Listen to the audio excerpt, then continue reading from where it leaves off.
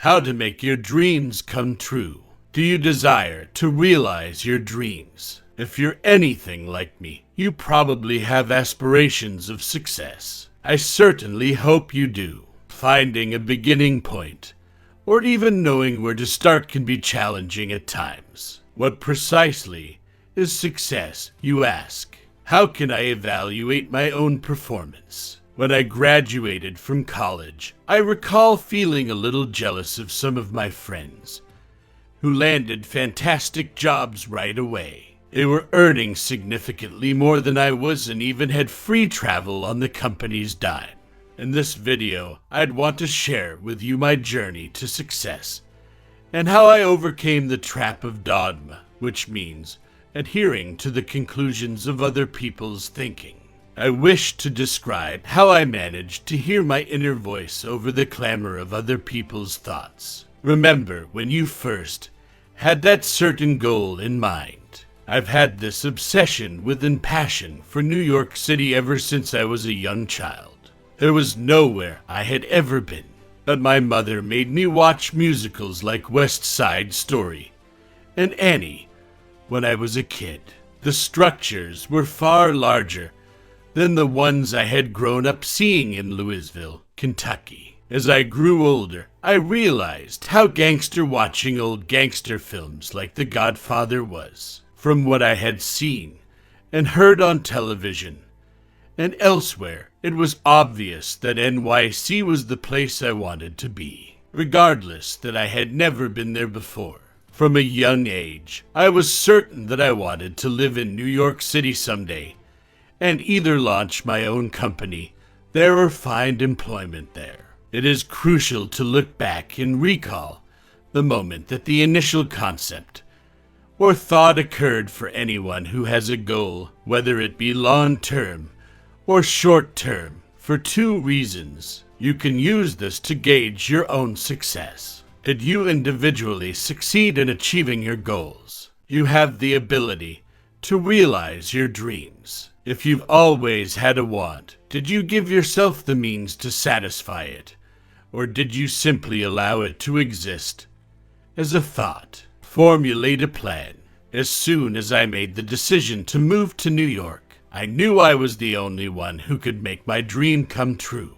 Even though I was a young child entering the 9th grade, I already knew I wanted to live in New York City. My parents instilled in me the value of working hard and pursuing my goals in life. They emphasized that nothing comes to you for free. You must work hard, be committed, and have a strategy. After all, some of you must have worked hard to earn the privilege to read this post on your laptop or smartphone. I then understood that I had to devise a strategy for saving money for my move to NYC fund. I had to put money away, that much was clear. Any 9th student will find it challenging to save money while they are not old enough to get a part-time job.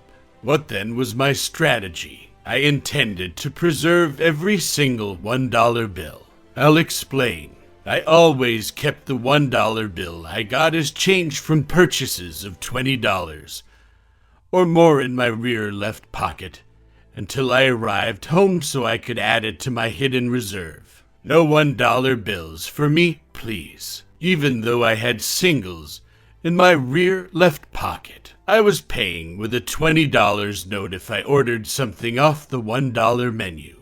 In high school, I had a lawn mowing business and earned a respectable income by mowing 7 lawns each week for $25 throughout the summer. For a high school student living at home, almost $200 per week was more than enough money, especially when practically everything was still being paid for by mom and dad. Maintain the course and have a backup plan. Really, anyone can create a plan and pretend to be following it. Some of my pals now claim to have given up smoking cigarettes 2 months ago. They sneak a cigarette in when we're out drinking and tell me I don't smoke anymore. This is just 1 cigarette in the previous 3 weeks. I'm not a smoker to get away with it. Making a plan entails following it. No swindling. Since this is your ideal, cheating merely serves to defraud you. I kept my $1 all through high school. In college, I changed my lifestyle. As I grew older, starting working more adult jobs and internships, spent more money, but saved more $1 bills. At this point, I had a substantial amount of money saved up, and I was a little concerned about keeping it in my dorm room. Time had come to invest in a fireproof safe. Be inventive while defending your aspirations. You'd think that any reasonable person would make sure to stash all of their savings in the college dorm room's fireproof safe. I mean, I'm not like everyone else. I purchased the safe as a ruse. Naturally, word of mouth spreads in college. I didn't let anyone know I was saving my bills. It was kept quiet. However, my roommate and visitors to our dorm room noticed the safe under our bunk beds, and they frequently questioned what I kept within. I never talked about it. I just relayed the essential stuff to them. The only things I actually had in there were a couple bottles of alcohol that I wasn't allowed to have. As you may see, in one of those espionage movies, I hollowed out an old textbook instead, and I put all the money inside there on my roommate's bookcase. I was aware that if someone wanted to steal from me, they would not start with the René Descartes philosophy text. They intended to steal the safe. I kept putting money aside. More cash accumulated. I had almost $4,000 saved up by the time I was a sophomore in college. Even my relatives didn't know what the money was for. The safe was then missing after my roommate's party one night. Someone robbed my safe because they thought they were cunning. However, my money was still discreetly stored in my old philosophy textbook, which was placed in plain view on a shelf. I have no idea what your fallback strategy or even your objectives are, but it's also crucial to have a fallback strategy. Yes, my backup plan was a little inventive, but whatever it is, it should be similar to trip insurance. Even while your primary objective is still in place, you are prepared for everything. Don't be disheartened. When I left college, I had a total of $7,832 in savings. It goes without saying that I changed all the smaller banknotes for larger ones, but even that much cash won't fit inside a worn-out philosophy book. I had all of this money in my savings account as well as in cash. It was the ideal setting for me to fulfill my long-time ambition. After I graduated, it was time to look for a job in New York City, right? Plans don't always work out as expected.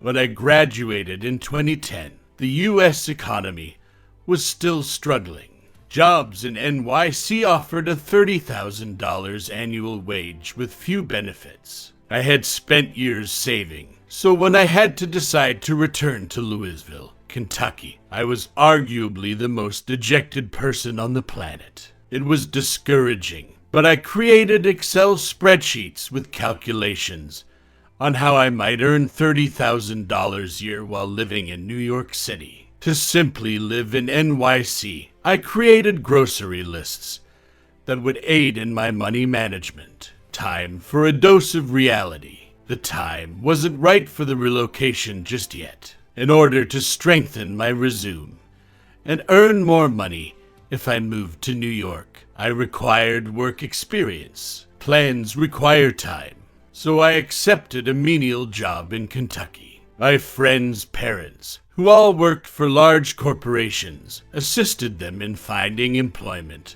in Chicago, and even NYC. I had to return to Kentucky to sell hotel certificates to days in motels and microtels along the interstate despite having more money saved up than they did.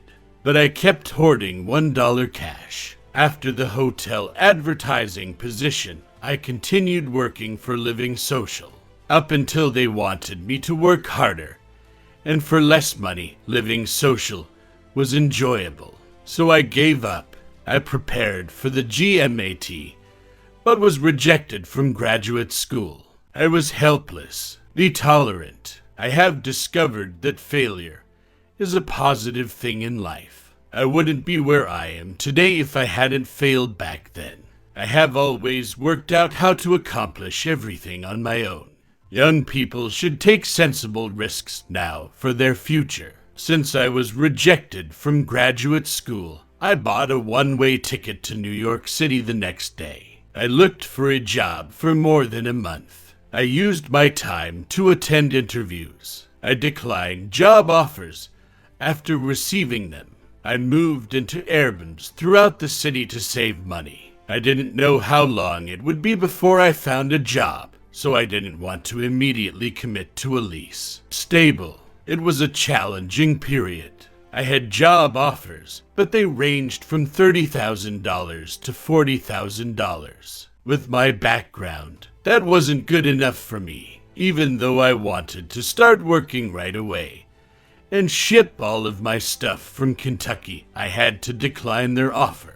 I had been living the high life in New York for just over a month. Despite not making many purchases, my New York City fund was steadily running out of money. On the weekends, I tried to meet new people while engaging in tourist activities. I attended at least 6 interviews each week. But holy crap, New York was so dear. I was about to give up and book a flight home to Kentucky when I decided to end the trip. Perhaps now wasn't the greatest moment for me to relocate, and I ought to try again in a year or so, until I received a call from a recruiter. That is, have the self-assurance to realize your goals. I'll never forget the name of this woman, Debbie. She contacted me just as I was about to shut down my laptop and told me to call my parents and tell them I was leaving since I couldn't find the job I was looking for. After I gave Debbie a quick synopsis of my experience, she mentioned that a pharmaceutical business was searching for a sales representative. I became interested when she informed me about the pay and benefits. Even a brand new company automobile would be mine if I got the job. She informed me that since I had only been in sales for about 2 years, my resume fell just short of the standards. I challenged her and pleaded with her to give me a chance. To cut a long tale short, I interviewed her twice in person. Once I got past those 2, it was time to meet Bryce, who would be my boss if I was hired. I can still feel the anxiety I felt in the interview setting. They arranged for us to meet at a conference room at the Newark International Marriott Hotel. There were approximately 4 other candidates for the post, and we all struck up a conversation in the corridor. Because they all had a lot of prior sales expertise, I was really anxious. There was a name call. I sat in the chair trembling and gagged. Water was what I really needed. The questions remained challenging.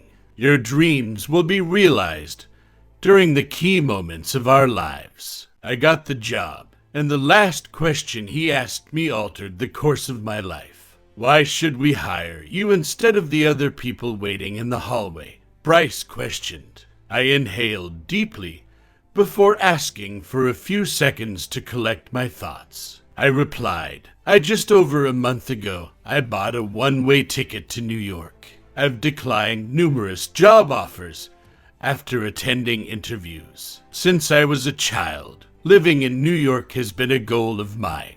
I've got nearly $7,000 in savings. I don't have a plan B. This is my only option. Debbie said that you will decide who you will hire for the job today at around 4 o'clock. My chair was being pushed under the table as I started to rise up. I expect a phone call at 4 p.m., and I want this job more than anyone in that corridor right now. Bryce grabbed for my hand as I held it out. I turned around and left the room to see Debbie standing there when I arrived. I was so embarrassed by what I just said that I forgot to even thank Debbie. Simply getting into my car, I drove back to the Airbnb where I was staying. Thank goodness I was hired. Conclusion: this is the account of how I realized a personal dream. I hope you have a lot of objectives in mind. Although each person's tale is different, they nonetheless have a similar structure. Keeping your main objective your main goal is the secret to never giving up. Maintain your discipline and change your goals if you can't want something so much that it hurts. Never let anyone tell you that you can't achieve your goals. Everyone kept asking me when I was going to return home when I spent just over a month in New York. I told them I had a job and wouldn't be returning till I had to pack everything.